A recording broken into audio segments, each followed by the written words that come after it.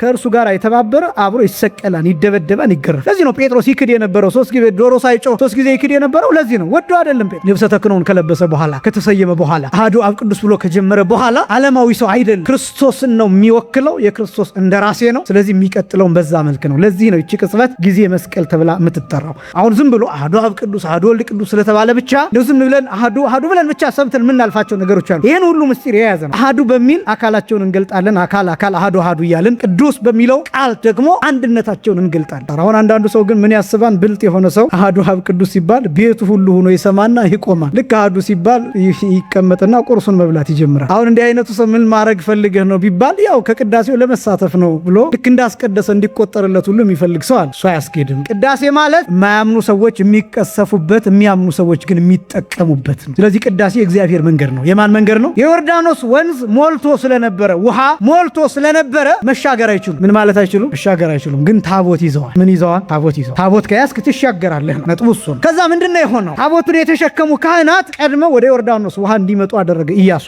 ልክ የካህናቱ ታቦቱን የተሸከሙት ካህናት እግር የውሃውን ጫፍ ሲነካ፣ የውሃውን እርጥበት ልክ ሲነካ፣ ውሃው በያለበት በቀኝና በግራ ተቆልሎ ቆመ። ቤተክርስቲያኒቷ መቼም እንቁ ስለሆነች እግዚአብሔር ቤተክርስቲያናችንን ይጠብቅልንና እንቁ ስለሆነች ለእያንዳንዱ ነገር ምክንያት አላት፣ ስርዓት አላት፣ መልስ አላት፣ ትምህርት አላት። በአንድ ነገር ብዙ ነገሮችን ታስተምራለች። ስለዚህ በዚህ ምክንያት እንደው አሐዱ አብ ቅዱስ ሲባል ዝም ብለን ሳይሆን እንደዚህ ለማስመሰል ለምናምን ሳይሆን እነዚህን ነገሮች አስበን እንድንቆም ያስፈልጋል። ይልቁንም ደግሞ ነገረ መስቀሉን አስበን ጌታችን መድኃኒታችን ኢየሱስ ክርስቶስ በመስቀል ላይ የቆመበት ሰዓት ስለሆነ በመስቀል ላይ ምን ያለበት ሰዓት? የቆመበት ሰዓት። አሁን መቆም ሲባል ምናልባት እኛ የምናስበው እንደዚህ ቀጥ ብሎ መቆም ሊሆን ይችላል። ግን ክርስቶስ መስቀል ላይ ተቸንክሯል። ከዛ ደግሞ መስቀሉ ቆሟል። በአራቱ ማዕዘን በሽቦ ተይዟል። በስመ አብ ወወልድ ወመንፈስ ቅዱስ አሐዱ አምላክ አሜን። ስብሐት ለእግዚአብሔር ኪያነ ዘፈጠረ ከመ ናምልኮ። እንሰግድለት ዘንድ እናመልከው ዘንድ እንገዛለት ዘንድ እናመሰግነው ዘንድ የፈጠረን አምላካችን እግዚአብሔር የባሕርይ ምስጋና ለእርሱ ይሁን። ስብሐት ለማርያም እመ አምላክ እግዝእትነ ወመድኃኒትነ። መድኃኒታችን መመኪያችን ለምትሆን ለእናታችን ለንጽሕት ቅድስት ድንግል ማርያምም የጸጋ ምስጋና ለእርሷ ይሁን። ስብሐት ለመስቀለ ክርስቶስ ዕፀ መድኃኒት ኃይልነ ወፀወንነ። ኃይላችን፣ አምባችን፣ መጠጊያችን፣ ጋሻችን ለሚሆን በቀራንዮ ለተተከለ መድኃኒት ለሚባል ለክርስቶስ መስቀልም የጸጋ ምስጋና ለእርሱ ይሁን።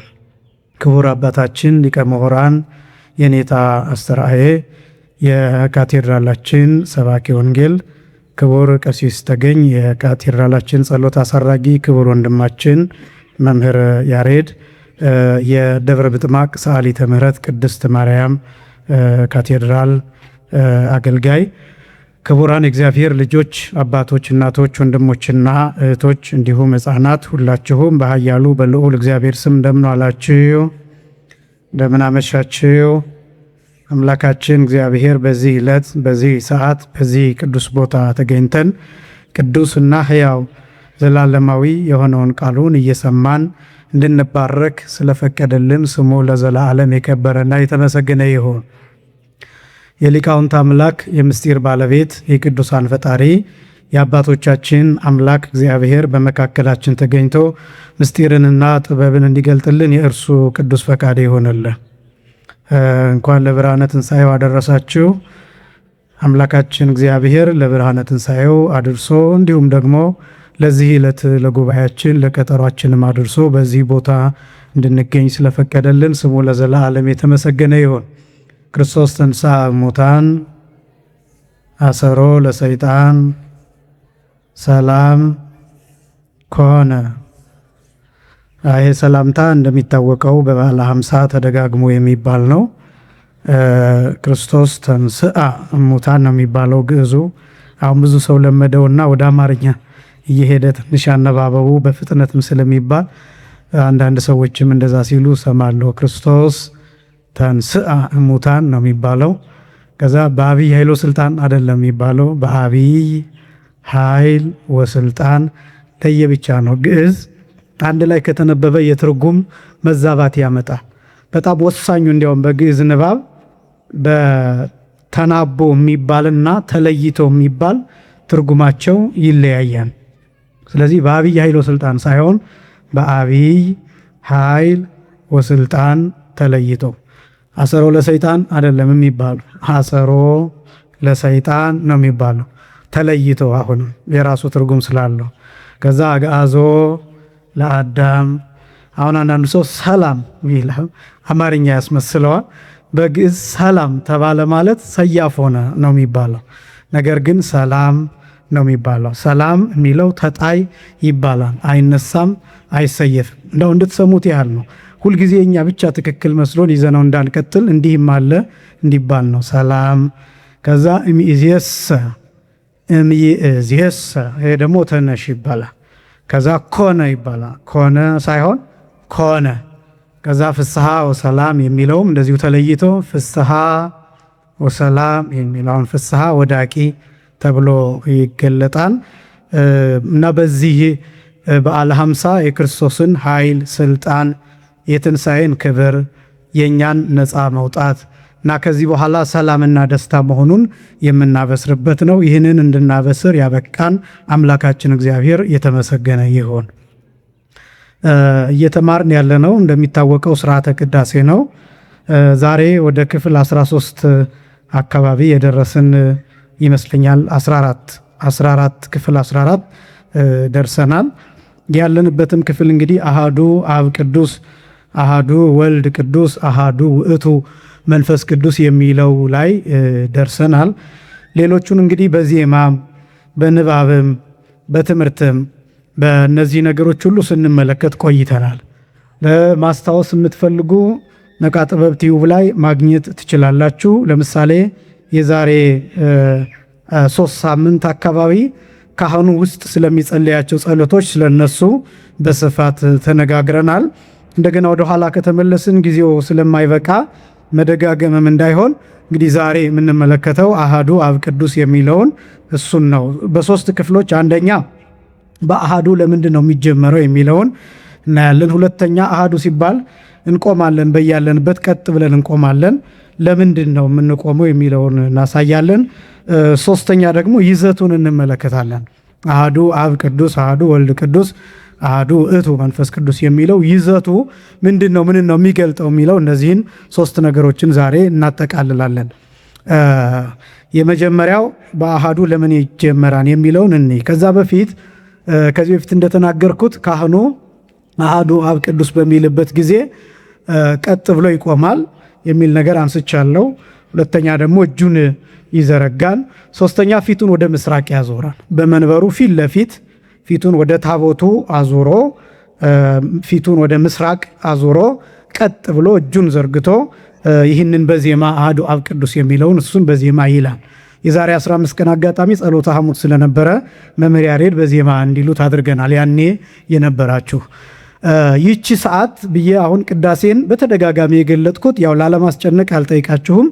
በ3 ክፍል ነው የሚከፈለው ብዬ በተደጋጋሚ አስቀምጫለሁ። የመጀመሪያው ክፍል ቅድመ መስቀል የሚባል፣ ሁለተኛው ክፍል ጊዜ መስቀል የሚባል፣ ሶስተኛው ክፍል ደግሞ ድህረ መስቀል የሚባል። ቅድመ መስቀል ማለት ከመስቀል በፊት፣ ጊዜ መስቀል ማለት በመስቀል ጊዜ፣ ድህረ መስቀል ማለት ከመስቀል በኋላ ማለት ነው ብዬ እነዚህን 3 ነገሮችን እያሳየሁ ነበር። ቅድመ መስቀል የሚባለው ከመስቀል በፊት የሚባለው አሃዱ አብ ቅዱስ እስከሚባልበት ጊዜ ድረስ ያለው የዝግጅት ክፍል አጠቃላይ ከመስቀል በፊት ያለውን የሚያሳይ ነው። ጊዜ መስቀል የሚባለው አሃዱ አብ ቅዱስ ከተባለበት ቅጽበት ጀምሮ ድርገት እስከሚወረድበት ወይም ቅዱስ ሥጋው ክቡር ደሙ እስከሚሰጥበት ሰዓት ድረስ ያለው ጊዜ መስቀል ወይም የመስቀል ጊዜ ይባላል ብዬ ተናግሬያለሁ። ሶስተኛው ክፍል ከመስቀል በኋላ የሚባለው ነው። ከመስቀል በኋላ የሚባለው ግን ከድርገት በኋላ ያለው ጊዜ አጠቃላይ ከመስቀል በኋላ የሚለውን ክፍል የሚሸፍን ነው ብዬ እሱን ተናግሬያለሁ። ይሄም ደግሞ 2 ክፍል አለው ብያለሁ። ከመስቀል በኋላ የሚባለው ክፍል 2 ክፍል አለው። አንዱ እስከ ዕርገት ያለው ክፍልና ሁለተኛው ከዕርገት በኋላ ያለው ክፍል ብዬ በተደጋጋሚ ይናገራለሁ። ዕርገት የሚባለው በቅዳሴው ክፍል የትኛው ነው?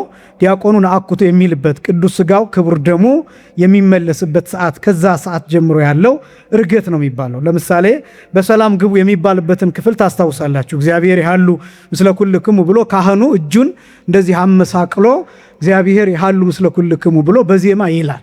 ግዕዝ ሊሆን ይችላል፣ እዝል ሊሆን ይችላል። በዚህ ዜማ ያዜማል። ያ የምን ምሳሌ ነው ሲባል ክርስቶስ በሚያርግበት ሰዓት ሐዋርያትን እጆቹን አመሳቅሎ እየባረካቸው ማረጉን ለማሳየት ነው።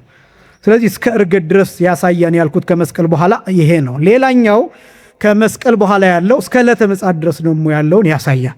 ምንድነው እሱስ ቢባል በሕይወታችን ለምሳሌ አሁን በሰላም ግቡ ሲባል ያ ብዙዎቻችን ቶሎ የምናስበው በሰላም ግቡ የተባልነው ወደ ቤታችን ነው ብለን ወደ የቤታችን እየሮጥን እንሄዳለን። መልካም ነው፣ ግድ ነው። ወደ ቤት መግባትም ግድ ስለሆነ ወደ ቤታችን እንሄዳለን። እሱ እንዳለ ሆኖ የመጀመሪያው ትርጉም ወደ ቤት በሰላም መግባት እንዳለ ሆኖ ምስጢሩ ግን አንደኛ ወደ ገነት፣ ሁለተኛ ወደ መንግሥተ ሰማያት በሰላም ግቡ ማለት ነው። አንደኛ ወዴት አልኳችሁ?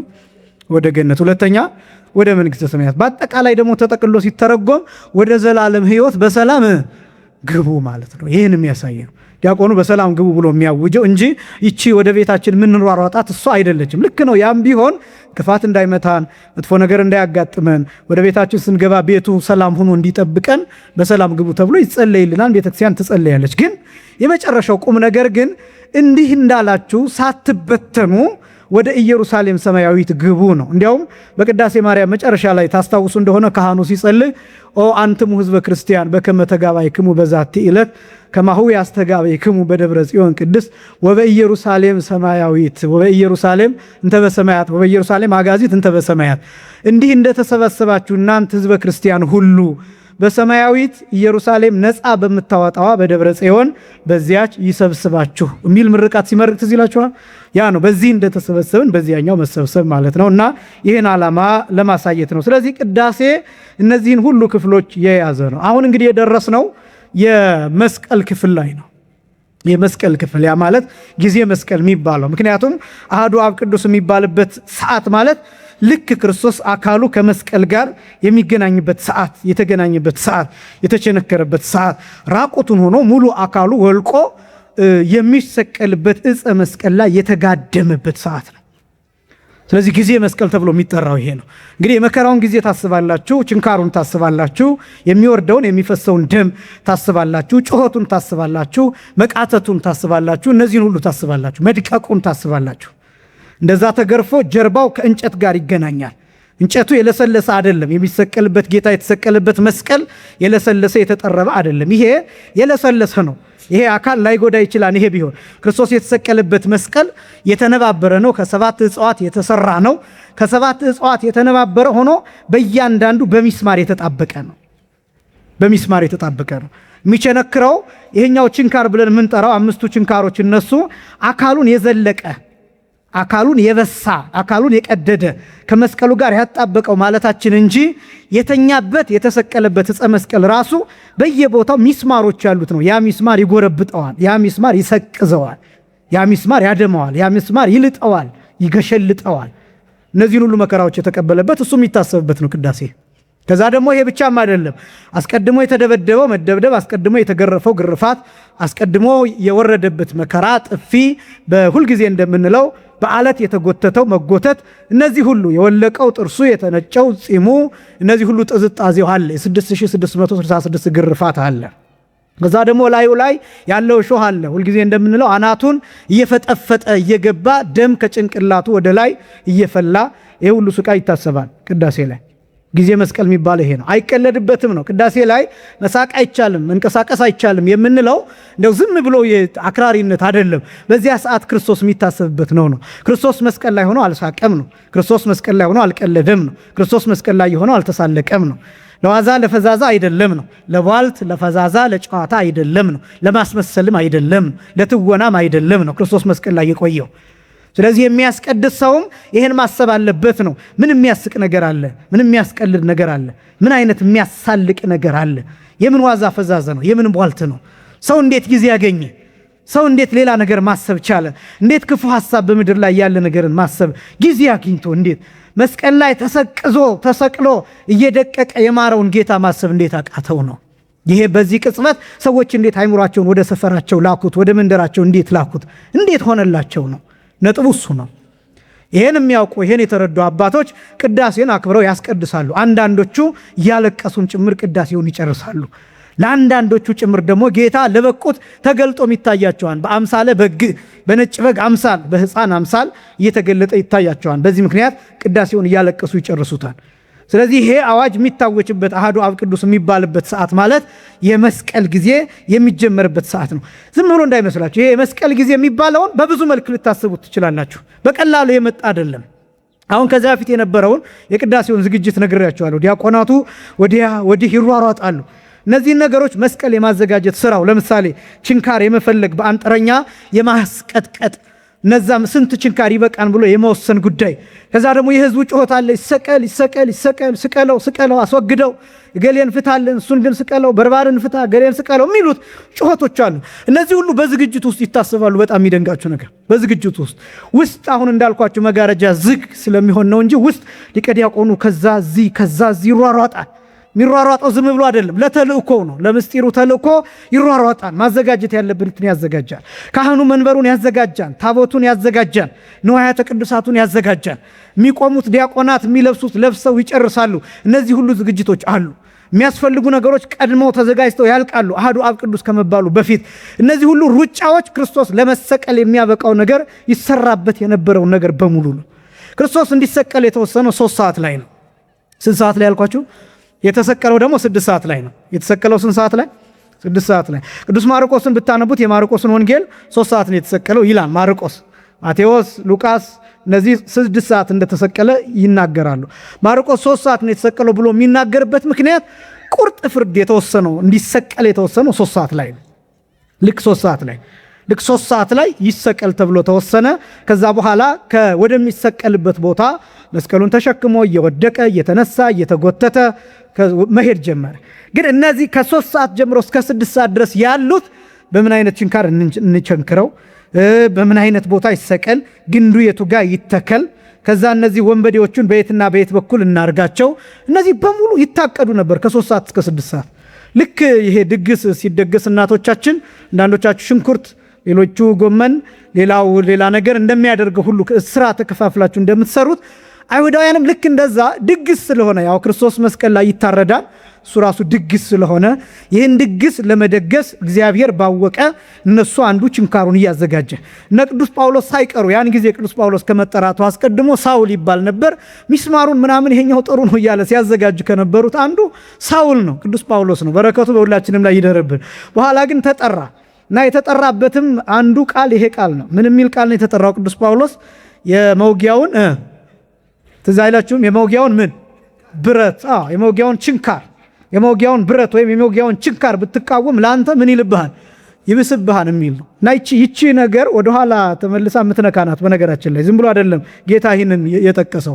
የመውጊያውን ብረት ማለት ያ የተቸነከርኩበትን ማለት ነው። ለማስታወስም ጭምር ነው። ቂም ይዞ አይደለም፣ ነገር ግን እንዲመለስ ልቡንም ለመንካትም ጭምር ነው። ስለዚህ ለቅዱስ ጳውሎስ ሌሎችም ጭምር ነበሩና እነዚህ ሁሉ ያመቻቹ ነበር። ከ3 ሰዓት እስከ 6 ሰዓት ድረስ ያለው ጊዜ እነዚህ ስራዎች ናቸው። ቅዳሴ እነዚህን ሁሉ ያካትታል። ያውም ይሄ ዝግጅቱ ከሐሙስ ማታ ምሽት 3 ሰዓት ጀምሮ ያለውን ጭምር ያካትታል። የጌታን ጸሎት ያካትታል። የሌሊቱን ጭንቀት ያካትታል።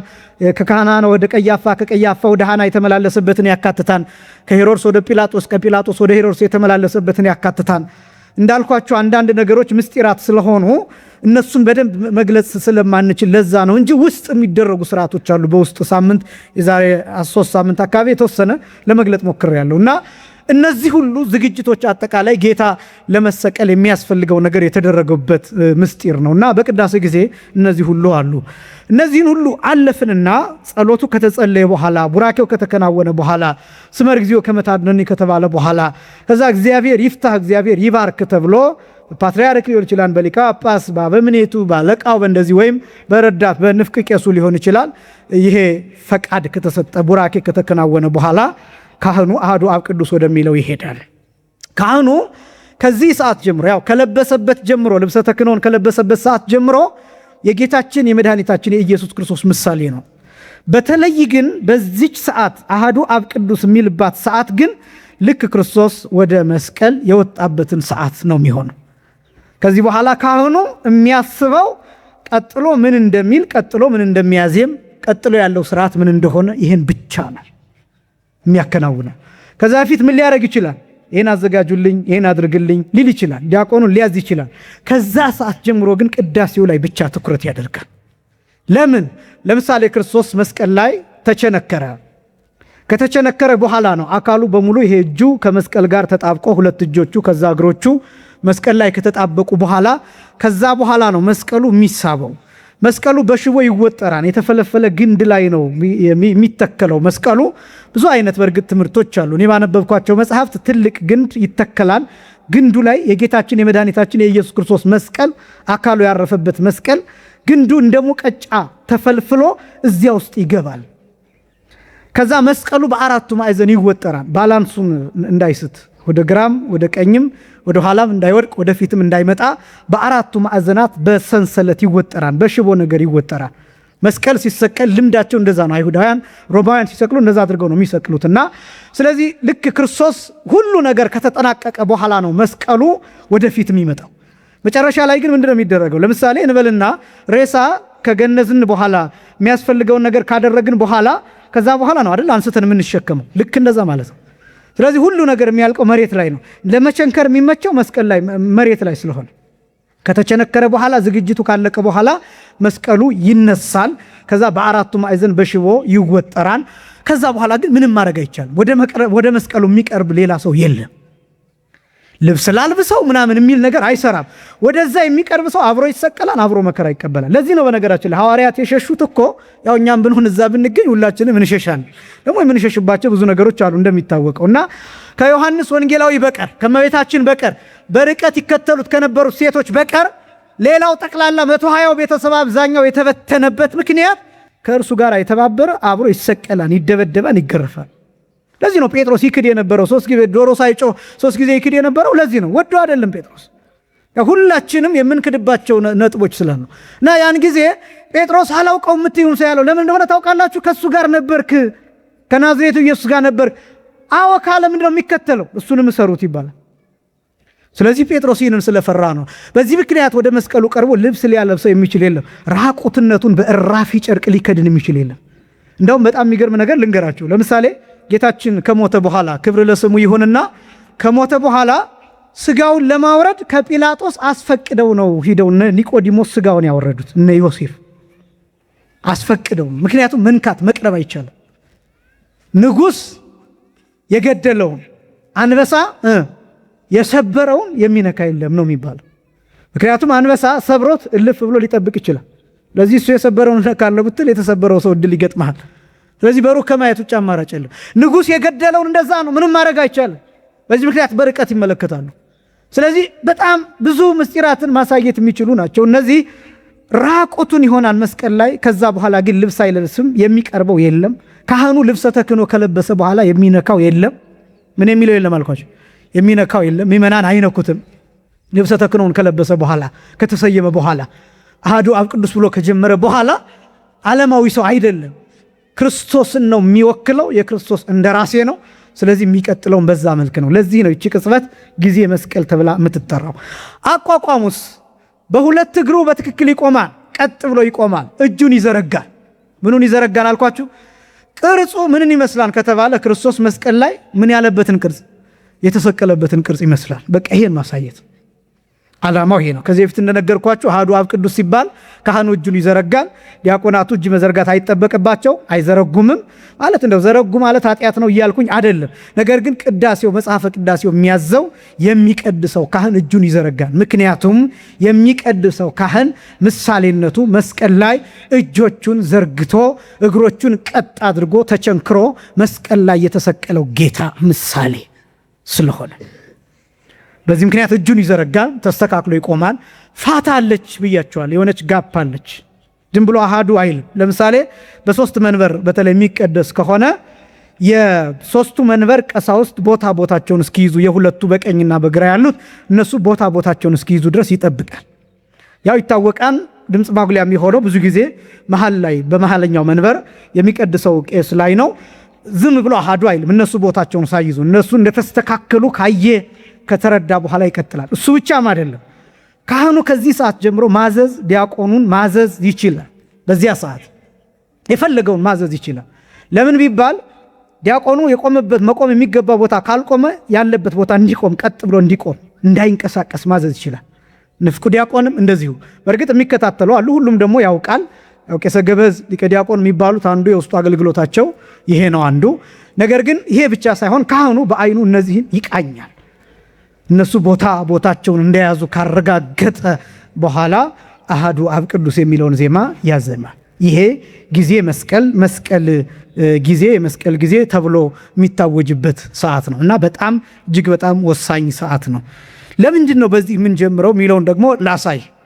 አሃዱ አብ ቅዱስ፣ አሃዱ ወልድ ቅዱስ፣ አሃዱ ውእቱ መንፈስ ቅዱስ ሲነበብ እንደሱ ነው። አሃዱ የብቻው፣ አብ ቅዱስ፣ አሃዱ ወልድ ቅዱስ፣ አሃዱ ውእቱ መንፈስ ቅዱስ እንደዚህ ተብሎ ይነበባል። ይሄ ሲተረጎም አንዱ አብ ቅዱስ ነው፣ አንዱ ወልድ ቅዱስ ነው፣ አንዱ መንፈስ ቅዱስ ነው የሚል ትርጉም ያለው ነው። በጣም የሚደንቀው በዚህ የምንጀምርበት ምክንያት፣ ቅዳሴው በዚህ የሚጀመርበት ምክንያት የመጀመሪያው ነገር ሃይማኖትን ለማስተማር ነው። ምስጢረ ሥላሴን ለማስተማር ነው።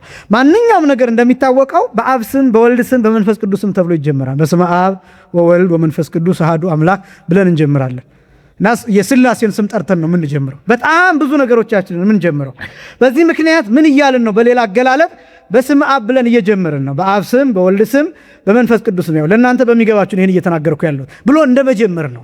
ስለዚህ ምን እያልን ነው? እዚህ ውስጥ አንድነት ሶስትነት እየተሰበከበት ነው። ይሄ በጣም ይደንቅ ነው። አንድነት ሶስትነት ምስጢረ ሥላሴ ማለት ይሄ ነው። ማን ፈጠረህ ሲባል ሥላሴ። ሥላሴ ስንት ናቸው? አንድም ሶስትም ናቸው። አንድነት ሶስትነታቸው በምንድን ነው? በስም በግብር በአካል። በስም ሶስትነታቸው እንዴት ነው? አብ ወልድ መንፈስ ቅዱስ። በአካል ሶስትነታቸው እንዴት ነው? ለአብ ፍጹም አካል ፍጹም ገጽ ፍጹም መልክ አለው። ለወልድም ፍጹም አካል ፍጹም ገጽ ፍጹም መልክ አለው። ለመንፈስ ቅዱስም ፍጹም አካል ፍጹም ገጽ ፍጹም መልክ አለው። በግብር ሶስትነታቸው እንዴት ነው? አብ ወላዲ ነው፣ አስራጺ ነው። ወልድስ ተወላዲ ነው። መንፈስ ቅዱስስ ሰራጺ ነው። አብ አስራጺነቱ ለማን ነው? መንፈስ ቅዱስን ያሰረጸ። ወላዲነቱ የማን ነው? ወልድን የወለደ። ወልድስ የማን ልጅ ነው? የአብ። የተወለደው ከማን ነው? ከአብ። መንፈስ ቅዱስ የሰረጸው ከማን ነው? ከአብ። እነዚህን ምስጢራት ይሄ ሁሉ ተጠቅሎ ያለበት ነው። ለያይተን አሁን ቃሉ አንድ ነው። ልብ በሉ። አንዱ አብ ምንድነው ነው የምንለው? ቅዱስ ነው። አንዱ ወልድ ምንድነው ነው የምንለው? ቅዱስ ነው። አንዱ መንፈስ ቅዱስ ምንድነው ነው የምንለው? ቅዱስ ነው። ከዛ ደግሞ አንዱ የሚል በሶስቱም እንጠቀማለን። አንዱ አብ፣ አንዱ ወልድ፣ አንዱ መንፈስ ቅዱስ የሚል እነዚህ ቃላት የምንጠቀማቸው ለምንድን ነው ቢባል የአካል ሶስትነትን ለማሳየት ነው። ምክንያቱም አብ የራሱ አካል አለው፣ የራሱ መልክ አለው፣ የራሱ ፍጹም ገጽ አለው። የወልድም እንደዛው፣ የመንፈስ ቅዱስም እንደዛው። የአብ አካል ከወልድ አይሰፋም። የወልድ አካል ከአብና ከመንፈስ ቅዱስ አያንስም። የመንፈስ ቅዱስ አካልም ከአብና ከወልድ የተለየ አያንስም፣ አይሰፋምም፣ አይበልጥምም፣ አይበዛምም፣ አይረቅምም፣ አይገዝፍምም፣ እኩል ነው። ግን በአካል የተለያዩ ናቸው። የአብ አካል የራሱ፣ የወልድ አካል የራሱ፣ የመንፈስ ቅዱስ ራሱ። ከዛስ ደግሞ እነዚህ አካላት የት ነው የሚኖሩት ቢባል የአብ አካል ባለበት ሁሉ የወልድ አካል አለ። የወልድ አካል ባለበት ሁሉ የአብና የመንፈስ ቅዱስ አካል አለ። የመንፈስ ቅዱስ አካል ባለበት ሁሉ የአብ አካል አለ። በአብ ብቻ አካል በአብ አካል ብቻ የተያዘ በወልድና በመንፈስ ቅዱስ ያልተያዘ ቦታ ስፍራ የለም። በወልድና በመንፈስ ቅዱስ አካል ብቻ የተያዘ በአብ አካል ያልተያዘ የሚባል ቦታ የለም። ይህንን ቦታ ይችን አንድ ነጥብ አስቀምጬ እዚህ ባሳያችሁ፣ ይህንን ቦታ የአብም አካል አለበት፣ የወልድም አካል አለበት፣ የመንፈስ ቅዱስም አካል አለበት። አይገፋፉም። ረቂቅነታቸውም የአብ አካል የበለጠ ረቂቅ፣ የወልድ ቃል ከዛ የወልድ አካል ከዛ ያነሰ የመንፈስ ቅዱስ የሚባል የለም። ሁሉ እኩል ረቂቅ፣ ሁሉም እኩል ምሉ፣ ሁሉም እኩል በሁሉ ቦታ ያለ። ይሄን የምንገልጥበት አሁን ዝም ብሎ አሐዱ አብ ቅዱስ አሐዱ ወልድ ቅዱስ ስለተባለ ብቻ ነው ዝም ብለን አሐዱ ብለን ብቻ ሰምተን የምናልፋቸው ነገሮች አሉ። ይሄን ሁሉ ምስጢር የያዘ ነው። ከዛስ ደግሞ ቃሉ አይለወጥም። ቅዱስ ቅዱስ ቅዱስ የሚለው ቃል የመላእክት ምስጋና ነው። ቀጥታ ቅዱስ የሚለውን ለአብን እንጠቀማለን። ቅዱስ የሚለውን ለወልድም እንጠቀማለን። ቅዱስ የሚለውን ለመንፈስ ቅዱስም እንጠቀማለን። ቃሉ አለመለወጡ ምንን የሚያሳይ ነው ቢባል የአብ የባህሪ ቅድስና፣ የወልድ የባህሪ ቅድስና፣ የመንፈስ ቅዱስ ባህሪያዊ ወይም አካላዊ ቅድስና እኩል ስለሆነ ማይለያይ ስለሆነ በባህሪ ስንት ስለሆኑ አንድ ስለሆኑ፣ በፈቃድ ስንት ስለሆኑ አንድ ስለሆኑ፣ በመለኮት ስንት ስለሆኑ አንድ ስለሆኑ ቅድስና ከዚህ ስለሚመነጭ ማለት ነው። በዚህ ምክንያት አንድ ስለሆነ አንዱ አብ ቅዱስ ነው፣ አንዱ ወልድ ቅዱስ ነው፣ አንዱ መንፈስ ቅዱስ ቅዱስ ነው። አሃዱ በሚል አካላቸውን እንገልጣለን። አካል አሃዱ አሃዱ እያልን ቅዱስ በሚለው ቃል ደግሞ አንድነታቸውን እንገልጣለን። ስለዚህ አብም ወልድም መንፈስ ቅዱስም ሩያን በመለኮት ሩያን በስልጣን ሩያን በቅዱስና ሩያን በባህሪ መሆናቸውን በባህሪ አንድ መሆናቸውን ትክክል መሆናቸውን ይህንን ምስጢር የምናሳይበት ነው። አሃዱ አብ ቅዱስ፣ አሃዱ ወልድ ቅዱስ፣ አሃዱ ውእቱ መንፈስ ቅዱስ የሚለው የሚጀመረው ለዚህ ነው። በዚህ የሚጀመረው ምስጢረ ሥላሴን ነገር ሃይማኖትን በትምህርት ለምሳሌ መጀመሪያው አሁን ሰዎች ከሌላ ሃይማኖት ወደኛ ሲመጡ የኛም ቢሆን በሰል ሲባል ልጆች ለምሳሌ ሲደርሱ አፋቸውን መፍታት ሲጀምሩ እንዲማሩ የሚደረገው ምስጢረ ሥላሴ ነው። አሁን ላይ ያው ይከብዳን ስለሚባል እንጂ ምናልባት በማብራሪያ እንኳን ማስያዝ ባይቻል በቃል ግን እንዲሸመድዱት አሁን ያልኳችሁ ማን ፈጠረ ሥላሴ፣ ሥላሴ ስንት ናቸው? አንድም ሶስትም ናቸው። እነዚህን በቃል እንዲይዙ ይደረጋል። ስለዚህ የትምህርት ሁሉ መጀመሪያ ምስጢረ ሥላሴ ነው። የማንኛውም ነገር መጀመሪያ ምስጢረ ሥላሴ ነው። የቡራኬ መጀመሪያ ምስጢረ ሥላሴ ነው። ነገር ሃይማኖትን ለማስተማር በዚህ ምክንያት ቅዳሴው በይፋ የሚጀመረው አሃዱ አብ ቅዱስ፣ አሃዱ ወልድ ቅዱስ፣ አሃዱ ውእቱ መንፈስ ቅዱስ በሚለው ይጀመራል። ለምንድን ነው የምንቆመው ደግሞ የሚለውን ላሳይ። ሁሉም ሰው በያለበት ቀጥ እንዲል ከተቻለ፣ በእርግጥ ይሄ በዋናነት ስርዓቱ የሚያገለግለው የቤተክርስቲያን ግቢ ውስጥ ነው። የቤተክርስቲያን ግቢ ውስጥ ነው። አሁን አንዳንድ ሰዎች እየሄዱ አሃዱ አብ ቅዱስ ሲባል ሲሰሙ በያሉበት ይቆማሉ። ጥሩ ነው፣ ማክበር በጣም ጥሩ ነው። ግዴታ ግን አይደለም። ምናልባት አንድ ክርስቲያን ከከበደው መንቀሳቀስ አሃዱ አብ ቅዱስ እየተባለ መንቀሳቀስ አልችልም፣ ስለዚህ ማክበር እፈልጋለሁ የሥላሴን ስም ብሎ ማክበር ከፈለገ ቢቆም መልካም። የሚሄደው ሰው ደግሞ ግን አይነቀፍም። ያ ሰው ቸኩሎ ሊሆን ይችላል፣ ታሞ ሊሆን ይችላል፣ ትራንስፖርት ሊያመልጠው ሊሆን ይችላል፣ ማያውቅም ሊሆን ይችላል፣ ከልቡ ሆኖ ያልሰማው ሊሆን ይችላል፣ ሩቅ ነው ቤተክርስቲያን እስካልሆንኩ ድረስ ብሎ ሊያስብ ይችላል።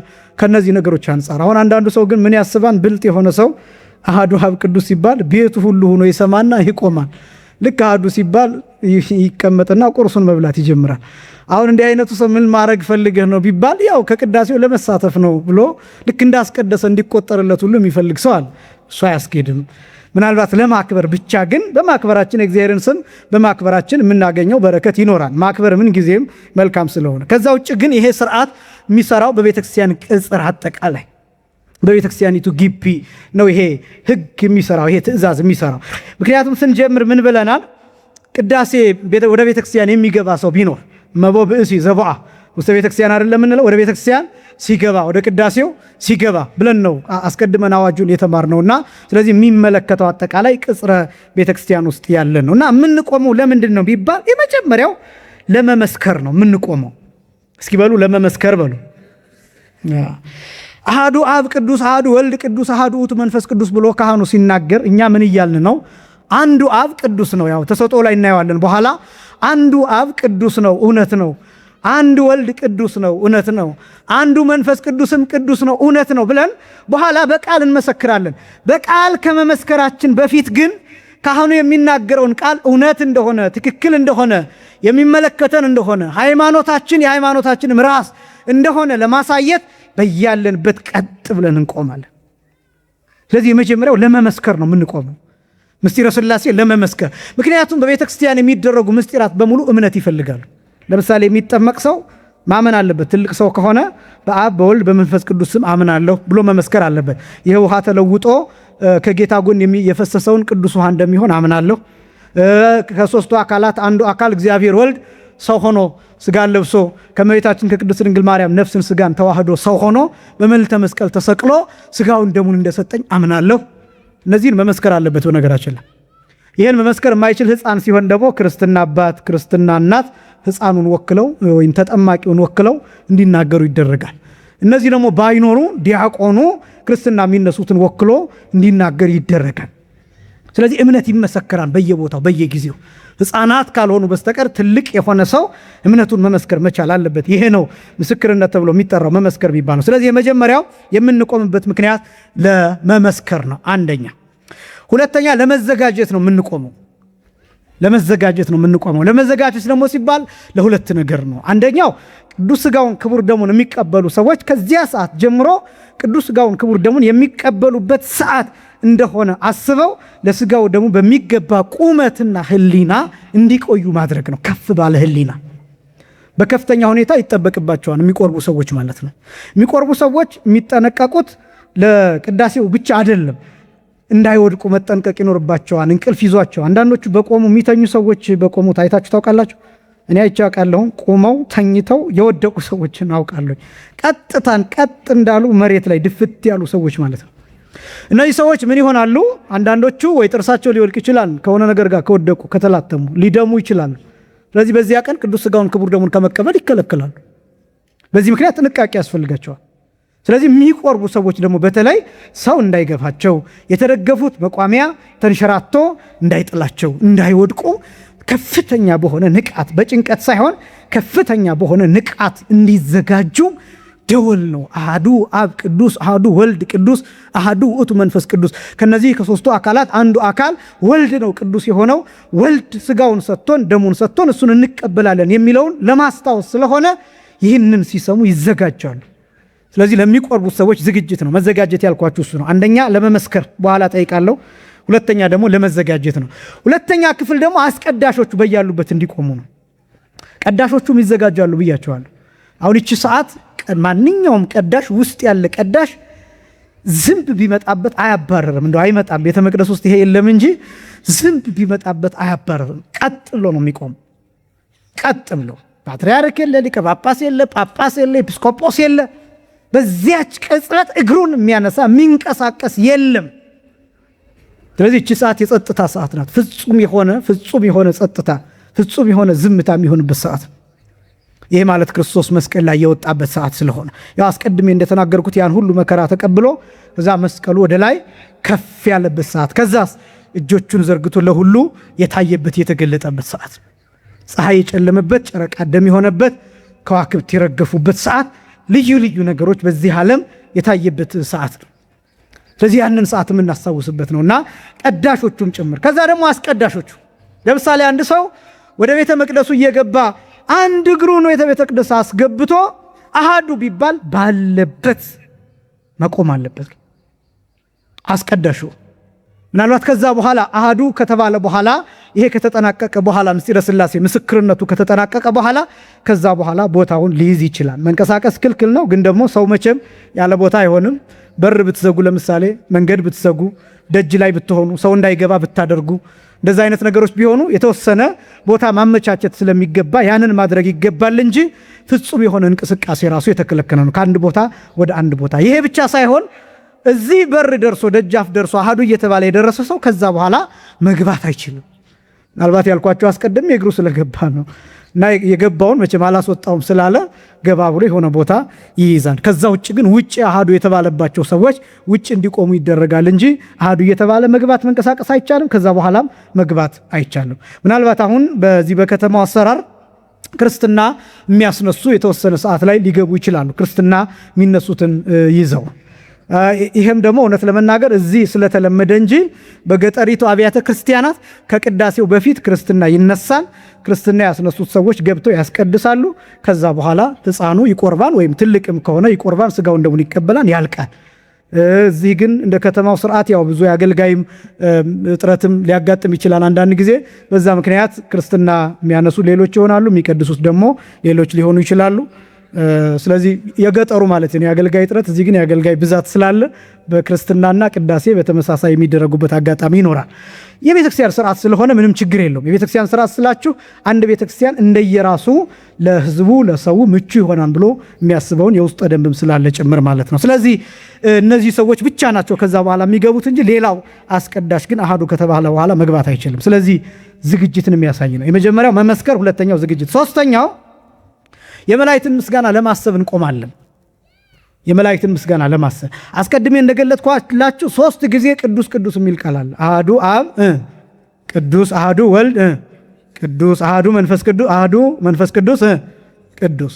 አሁን አሐዱ ውእቱ መንፈስ ቅዱስ፣ አሐዱ ውእቱ መንፈስ ቅዱስ፣ አንዱ መንፈስ ቅዱስ ቅዱስ ነው። 3 ቅዱስ የሚል ቃል ታገኛላችሁ። እነዚህ ቅዱስ ቅዱስ የሚሉት ቃላት በቀጥታ ከመላእክት ምስጋና የተወሰዱ ናቸው። ለምሳሌ ትንቢተ ኢሳይያስ ምዕራፍ 6 ላይ ብትመለከቱ ነቢዩ ኢሳይያስ የተመለከታቸው ዙሪያውን ዙፋኑን ዙሪያ የሞሉ ቅዱስ ቅዱስ ቅዱስ እያሉ ያመሰግኑ እንደነበረ በምድር ላይ የምስጋና ክብር ሞልቷን እያሉ ያመሰግኑ የነበሩ መላእክትን እንደተመለከተ ነቢዩ ኢሳይያስ ጽፏል። ስለዚህ የመላእክት ምስጋና ምንድነው ቢባል ቅዱስ ቅዱስ የሚል ምስጋና ነው። ይሄ ምስጋና 3 ጊዜ ቅዱስ ቅዱስ የሚል በውስጡ ያለበት የመላእክትን ምስጋና እያመሰገንን ቅዳሴው የመላእክትን ህብረት ከመላእክት ጋር ያለን አንድነት ከቅዱሳን ጋር ያለን አንድነት ከሰማዕታት ጋር ያለን አንድነት ከሐዋርያት ከነቢያት ጋር ያለን አንድነት የሚገልጥ ስለሆነ በዚህ ምክንያት የመላእክትን ምስጋና ለማሰብ በያለንበት ቀጥ ብለን እንቆማለን።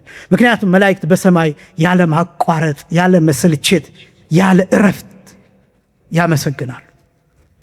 በዚህ ምክንያት የመላእክትን ምስጋና ለማሰብ እንቆማለን።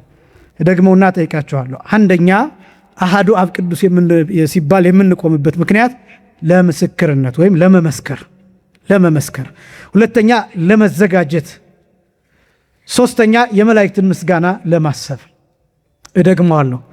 አሃዱ አብ ቅዱስ ሲባል የምንቆምበት ምክንያት አንደኛ ለመመስከር፣ ሁለተኛ ለመዘጋጀት፣ ሶስተኛ የመላእክትን ምስጋና ለማሰብ።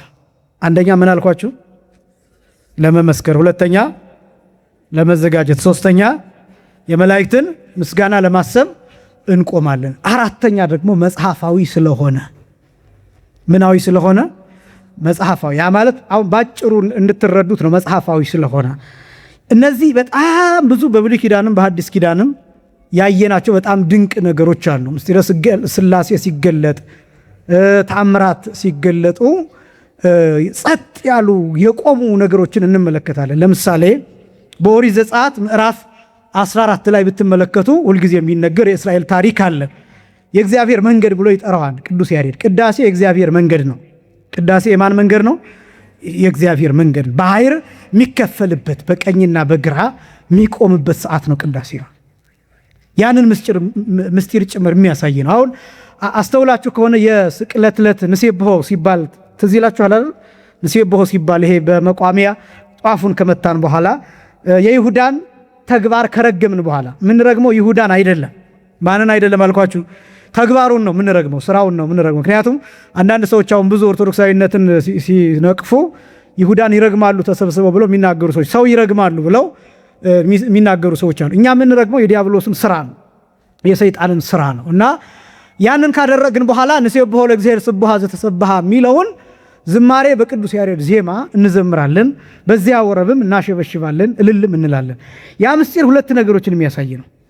የመጀመሪያው እስራኤላውያን ባህሩ ተከፍሎ ከተሻገሩ በኋላ አይደለም፣ ጠላቶቻቸው ከኋላ መጥተዋል። ጠላቶቻቸው መጥተው ልክ እነሱ በተሻገሩበት መንገድ በደረቁ መንገድ መግባት ሲጀምሩ እግዚአብሔር ዝም አለ። እነሱም ደግሞ እየተመለከቱ ጨነቃቸው፣ ግራ ገባቸው ወዴት እንደሚሄዱ። እግዚአብሔር ግን ዝም ያለው መቼ ነው ቢባል ፈርዖንና ሰራዊቱ ከነሰረገላዎቻቸው ከነፈረሶቻቸው ጥቅልል ብለው ደረቁ የባህሩ ክበብ ውስጥ እስኪገቡ ድረስ ነው እግዚአብሔር ዝም ያለው። ልክ ሁሉም ተጠቅለው ሲገቡ ሙሴን እግዚአብሔር እንዲህ አለው፣ ምታው አለው። ባህሩን በበትርህ ምታው አለው። ሙሴ በትሩን አነሳ፣ አመሳቀለ፣ ባህሩን ነካ አደረገው፣ ድፍን አደረጋቸው። በነገራችን ላይ ቅርብ ጊዜ የተደረጉ የአርኪኦሎጂ ምርመራ፣ የስነ ምድር የከርሰ ምድር ምርመራ ስብርባሪዎች ተገኝተዋል። የሰረገላ ስብርባሪዎች ተገኝተዋል። እዚሁ ቦታ ፈርዖናውያን ሰጥመውበታል ተብሎ የሚታሰብበት ቦታ እስራኤላውያን ተሻገሩበት፣ ሌሎች ሰጠሙበት። ቅዳሴ ማለት የማያምኑ ሰዎች የሚጎዱበት፣ ከመጎዳት እግዚአብሔር ይሰውረን። የማያምኑ ሰዎች የሚቀሰፉበት፣ የሚያምኑ ሰዎች ግን የሚጠቀሙበት ነው። ስለዚህ ቅዳሴ የእግዚአብሔር መንገድ ነው። የማን መንገድ ነው? ቅዱስ ያሬድ እንዲህ ይላል፣ ባሕረ ግርምተ ገብረ አረፍተ ወበውስቴታ አርአየ ፍኖተ። በውስጧ እግዚአብሔር መንገድን አሳየ፣ ግድግዳን አደረገ፣ የሚያስደንቅ ባህርን አደረገ። በዚያ ውስጥ የገለጠው እግዚአብሔር ምንድን ነው ቢባል በሐዲስ ኪዳን የሚመጣውን መንገድ፣ ወደ ገነት የሚወስደውን መንገድ፣ ወደ መንግሥተ ሰማያት የሚወስደውን መንገድ፣ ወደ ሕይወት የሚወስደውን መንገድ፣ ያንን መንገድ ነው የገለጠው። ይሄ መንገድ ደግሞ የሚያምኑበት ይሄዱበታል፣ የማያምኑበት ሰዎች ደግሞ ይጠፉበታል። ጠባብ በር፣ ሰፊ በር ተብሎ የተገለጠው ማለት ነው። ቅዳሴ ማለት ይሄ ነው፣ የእግዚአብሔር መንገድ ነው። ውሃው ምንድነው የሆነው? ሙሴ በትሩን ሲያነሳ እጁን ሲዘረጋ ልክ እንደዚህ በትሩን በአንድ እጁ ይዞ አንድ እጁን ደግሞ ልክ እንደዚህ ሲዘረጋ ባህሩ ተከፈለ። ምኑ ተከፈለ? ቄሱ አሐዱ አብ ቅዱስ ሲል ምኑን ይዘረጋን አልኳችሁ? እጁን ይዘረጋል። ከዛ ውሃው በቀኝና በግራ እንደምን ይቆማል? እንደ ግድግዳ ይቆማል። ለዚህ ያን ምስጢር ለማሳየት ነው የምንቆመው። እየገባችሁ ነው የምነግራችሁ። አሐዱ አብ ቅዱስ ሲባል የምንቆምበት ምክንያት መጀመሪያ ሙሴ እጁን በዘረጋ ጊዜ በትሩን በዘረጋ ጊዜ ባህሩ ተከፍሏል። ባህሩ ተከፍሎ እንዴት ነው የሆነው? ልክ እንደ ግድግዳ ወደ ላይ በቀኝና በግራ ተቆልሎ ቆም። እስራኤላውያን በውሃ ተከልለው በውሃ ግድግዳ ተከልለው ጎብለል እያሉ እየተንሸራሸሩ ተሻገሩ። ውሃው ቆመ። ሙሴ ዝም ብሎ አይደለም በትሩን የዘረጋው፣ ስመ እግዚአብሔርን እየጠራ የነገረውን ስም ያህዌ የሚለውን ስም ያለና የሚኖር የሚለውን ስም እየጠራ ነው ሙሴ በትሩን ያነሳው። ዝም ብሎ አፉን ለጉሞ አይደለም። ይሄ በትርም ደግሞ ከእግዚአብሔር የተሰጠውም ጭምር ነው። ለበረከት ለኃይል ለተአምራት እንዲሆንለት የተፈቀደለትም ጭምር ነው። ጥሎት እባብ የሆነ በትር ነው በነገራችን ላይ ሙሴ የያዘው በትር። ከዛ ሌሎቹ እነ ኢያኔስ እነ ኢያንበሬስ የሚባሉ አስማተኞች መተተኞች ነበሩ። አይችንም ማኛ ስናረጋቴል ብለው በትራቸውን ሲጥሉት እባብ ሆነ። ግን የሙሴ እባብ የሆነችው በትር ግን ምን አደረገቻቸው? ልቅምቅም አድርጋ የነሱን ዋጠቻቸው። ምክንያቱም የሙሴ በትር ከእግዚአብሔር ኃይል የተሰጠባት ናት። ስለዚህ ሙሴ በትሩን ዘረጋ፣ ሙሴ እጁን ዘረጋ፣ ውሃው ተከፈለ፣ በቀኝና በግድግዳ ቆመ። ያ ውሃ የእግዚአብሔር ስም ሲጠራ የእግዚአብሔር ፈቃድ ስለሆነ በቀኝና በግድግዳ ቆሟን ስንል፣ በዚያም ደግሞ የእግዚአብሔር መንገድ ታይቷን ተገልጧን ስንል፣ ቅዳሴ የእግዚአብሔር መንገድ ነው ስንል ቄሱ አሐዱ አብ ቅዱስ በሚልበት ጊዜ እኛ ቀጥ ብለን ምን እናደርጋለን? እንቆማለን። ስለዚህ የመጀመሪያው በሙሴ ጊዜ የተደረገ ነው። ሁለተኛው በኢያሱ ጊዜ የተደረገ ነው። በማን ጊዜ የተደረገ? በኢያሱ ጊዜ የተደረገ ነው። አሁን እጁን ሲዘረጋ ነው ያልኳችሁ። ሌላ ደግሞ ላሳያችሁ። መጽሐፈ ኢያሱ ምዕራፍ 3 ከቁጥር 13 ጀምሮ ብትመለከቱ ካህናቱ ታቦት ይዘው ወደ ምድረ ርስት ሲሻገሩ የዮርዳኖስ ወንዝ ሞልቶ ስለነበረ ውሃ ሞልቶ ስለነበረ መሻገር አይችሉም። ምን ማለት አይችሉም? መሻገር አይችሉም። ግን ታቦት ይዘዋል። ምን ይዘዋል? ታቦት ይዘዋል። ታቦት ከያዝክ ትሻገራለህ ነው ነጥቡ፣ እሱ ነው። ከዛ ምንድነው የሆነው? ታቦቱን የተሸከሙ ካህናት ቀድመው ወደ ዮርዳኖስ ውሃ እንዲመጡ አደረገ ኢያሱ፣ እግዚአብሔር በነገረው ባዘዘው ትእዛዝ መሰረት። እና ካህናቱ ታቦቱን የተሸከሙት ካህናት 4 ናቸው። ከዚህ በፊት እንደነገርኳችሁ ታቦቱ ልክ እንደዚህ ነው ብለን ብናስብ ረጅም ነው ታቦቱ። ከዚህ እስከዚህ ርዝመት አለው፣ ከዚህ እስከዚህ የተወሰነ፣ በዚህ በኩል መሎጊያ አለው፣ ከዚህ ቀለበት አለ፣ አንድ ቀለበት፣ እዚህ ጋር ሌላ አንድ ቀለበት አለ፣ እዚህ ጋር አንድ ቀለበት፣ እዚህ ጋር ሌላ ቀለበት አለ። ይሄ መሎጊያ የሚባለው መያዣ የሚባለው ልክ እንደ እርፍ አይነት እንደሱ አይነት በዚህኛው ቀለበት ይገባል፣ በዚህኛው ቀለበት ይወጣል። አንድ ካህን እዚህ ጋር ይይዛል፣ አንድ ካህን እዚህ ጋር ይይዛል፣ እዚህም በተመሳሳይ አንድ ካህን። ስለዚህ አጠቃላይ ስንት ናቸው? 4 ካህናት ይይዙትና እንደዚህ አንጠልጥለው ወይም እንደዚህ በትከሻቸው ተሸክመው ይሄዳሉ። ስለዚህ ምን ማድረግ አለበት? ከፊት ይመሩት የነበሩትን ነገዶች ባላችሁበት ቁሙ ብሎ ታቦቱን የተሸከሙት ካህናት ወደ ወንዙ እንዲገቡ አደረገ። ልክ የካህናቱ ታቦቱን የተሸከሙት ካህናት እግር የውሃውን ጫፍ ሲነካ፣ የውሃውን እርጥበት ልክ ሲነካ፣ ውሃው በያለበት በቀኝና በግራ ተቆልሎ ቆመ። ውሃው ምን አለ? ቆመ። የካህናቱ እግር የውሃውን ጫፍ ሲነካ፣ ካህኑ አሐዱ አብ ቅዱስ ሲል በእግሮቹ ምን ብሎ ይቆማል ብያቸዋለሁ? ቀጥ ብሎ ይቆማል። ከዛ ምኖቹን ይዘረጋል ብያቸዋለሁ? እጆቹን ይዘረጋል። ልክ እሱ እጆቹን የዘረጋው ሙሴ እጆቹን ሲዘረጋ ባህር እንደተከፈለ ሁሉ ያም የእግዚአብሔር መንገድ እንደተገለጠበት ሁሉ እኛም በቅዳሴ እግዚአብሔር መንገድ አለ ስንል ይህንን ምስጢር እናከናውናለን። ካህኑ ይህንን ያደርጋል። በያለንበት ባህሩ እንደቆመ እንቆማለን። በዚህ ጊዜ ደግሞ ካህናቱ ልክ እግራቸው ቀጥ ብሎ ሲቆም በውሃ ውስጥ ውሃው በቀኝና በግራ ተከፍሎ ይቆማል። ካህኑ ቀጥ ብሎ በእግሮቹ ቆሞ አሐዱ አብ ቅዱስ ሲል ውሃው እንደቆመ ሁሉ እኛም አሐዱ አብ ቅዱስ ሲባል በያለንበት ቀጥ ብለን ምን እንላለን? እንቆማለን። ይሄን ለማሳየት ይሄን ምስጢር ለመግለጥ ነው። ስለዚህ የካህናቱ ወተጠምቃ እገሪሆሙ ለካህናት ይላል። የካህናቱ እግር ተጠመቁ ይላል። ተነከሩ ማለት ነው። ቀጥታ ሲፈታ ይሄ ተነከሩ ማለት ነው። የካህናቱ እግር ልክ ውሃ ውስጥ ንክር ሲል ያን ጊዜ ውሃው ቀጥ በቀኝና በግራ ይህን ምስጢር ለማሳየት ነው። ሶስተኛ መጽሐፋዊ ስለሆነ ወይም መጽሐፍ ቅዱሳዊ ስለሆነ ነው ብያችኋለሁ። አራተኛው ማለት ነው። የመጀመሪያው ለመመስከር ነው ብያችኋለሁ። ሁለተኛው ለመዘጋጀት ነው ብያችኋለሁ። ሶስተኛው የመላእክት ምስጋና ለማሰብ ነው ብያችኋለሁ። አራተኛው መጽሐፍ ቅዱሳዊ ስለሆነ እያልኳችሁ ነው ይሄን እየተናገርኩ ያለው። የሙሴን አነሳው፣ የኢያሱን አነሳው። ሶስተኛው ግን የራሱ የጌታ ጌታ የተጠመቀው በየት ነው? በየት ነው የተጠመቀው? በዮርዳኖስ። ጌታ በተጠመቀበት ጊዜ ውሃው ቆሟል። መጀመሪያ ሸሽቷል። ከዛ ግን በስልጣነ መለኮቱ አጽንቶት በያለበት ውሃው ቆሟል። ማስረጃ ለምሳሌ መዝሙር 113 ከቁጥር 3 ጀምሮ ባሕርኒ ርየት ወጎየት፣ ባሕር አይታ ምን አለች? ሸሸች። ወዮርዳኖስኒ ገብአ ድኅሬው፣ ዮርዳኖስም ወደ ኋላው ምን አለ? ተመለሰ እያለ ይናገራል ልበ አምላክ ዳዊት። አሁን ባሕር ሸሸች እንበልና ሸሽታ የት ደረሰች? አሁን የዮርዳኖስ ባሕር ባለበት ነው አይደለም? ባለበት ነው። ሸሽቶ የትም አልሄደም። ነገር ግን የሸሸበት ምክንያት ክርስቶስ አምላክ ስለሆነ አንደኛ፣ ሁለተኛ ኃጢአት የሌለበት ነውር የሌለበት ስለሆነ በዚህ ምክንያት ባሕር ሸሽቷል። ነገር ግን በያለበት ደግሞ እንዲጸና አድርጎታል፣ እንዲቆም አድርጎታል። ክርስቶስ በዮርዳኖስ ሲጠመቅ ይሄ ብቻ አይደለም የሆነው፣ ምስጢረ ሥላሴ ተገልጧል። ምን ተገልጧል አልኳችሁ? ምስጢረ ሥላሴ ተገልጧል። እንዴት ሆኖ? እሱ በተለየ አካሉ በለበሰው ሥጋ በዮሐንስ እጅ በዮርዳኖስ ተጠምቋል። አብስ እግዚአብሔር አብስ ምን ያደርግ ነበር? የምወደው ልጄ ይህ ነው ብሎ በደመና ውስጥ ሆኖ ድምፅ አሰምቷል። ሶስተኛው አካል መንፈስ ቅዱስስ ምን አድርጓል? በአምሳለ ርግብ ወርዶ በጌታ ራስ ላይ ምን ሆኗል? ተቀምጧል፣ ተገልጧል። ስለዚህ ሶስቱ አካላት ተገልጠዋል። ሶስቱ አካላት በተገለጡበት ጊዜ ውሃ ቆሟል።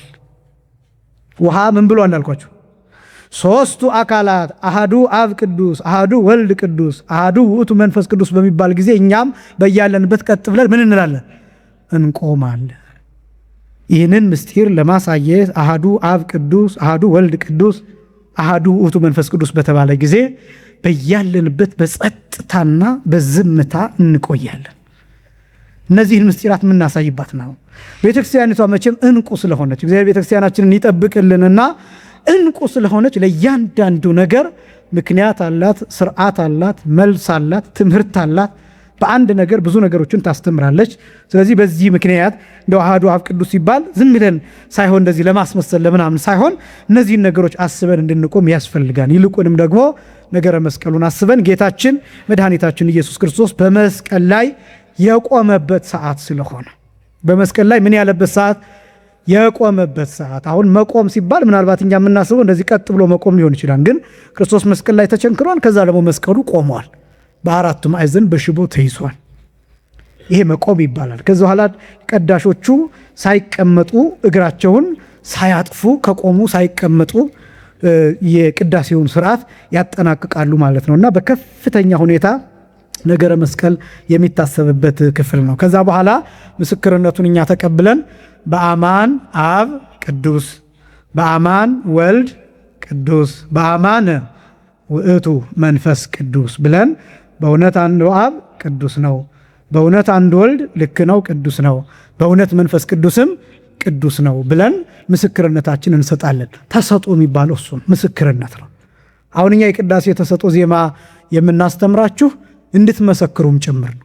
ምክንያቱም አንድ ክርስቲያን አንዱ አብ ቅዱስ ነው ተብሎ ሲነገረው አዎ ማለት አለበት። ለምሳሌ ወንጌል ቅዱስ ሲባል ሲዜም የቅዳሴው መሃል ላይ እኛ ምን እንላለን? በአማን ወንጌል ቅዱስ እንላለን። በእውነት ወንጌል ምንድን ነው ማለታችን ነው? ቅዱስ ነው ማለታችን ነው። ስለዚህ ምስክርነት ነው። ተሰጦ በሌላ ክፍሉ ምስክርነት ነው። መልስ መስጠት ስንጠየቅ ተንሥኡ ለጸሎት ስንባል እግዚኦ ተሳሃለነ እንላለን። አቤቱ ይቅር በለን ማለት ነው። ጸሎት ነው። ጸሎት መሆኑ ብቻ ሳይሆን ምን እያደረግን ነው? እኛ መልስ እየሰጠን ነው። አለን እንደማለት እኮ ነው። አለን አልተኛንም እንደማለት እኮ ነው። እግዚኦ ተሳሃለነ የሚል ሰው አለሁኝ እየጸለይኩ ነው፣ አይምሮዬ ንቁ ነው፣ እየተከታተልኩ ነው እንደማለት ነው።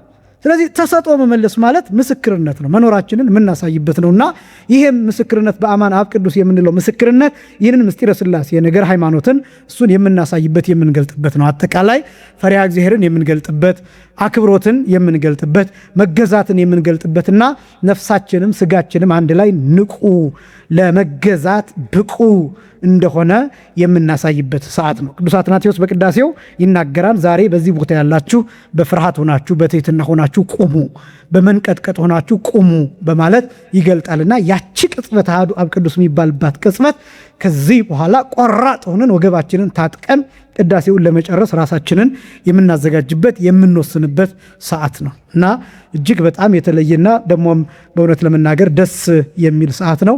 አምላካችን እግዚአብሔር አስቀድሰን በቅዳሴውም ተጠቅመን ቅዱስ ሥጋውን ክቡር ደሙን ተቀብለን የመንግስቱ ወራሾች እንድንሆን እርሱ ይርዳን። ያስተማረን የአባቶቻችን አምላክ እግዚአብሔር ይክበር ይመስገን። ከሳምንት ጀምሮ ለተወሰኑ ቀናት ስርዓተ ቅዳሴ ትምህርቱ አይኖረንም።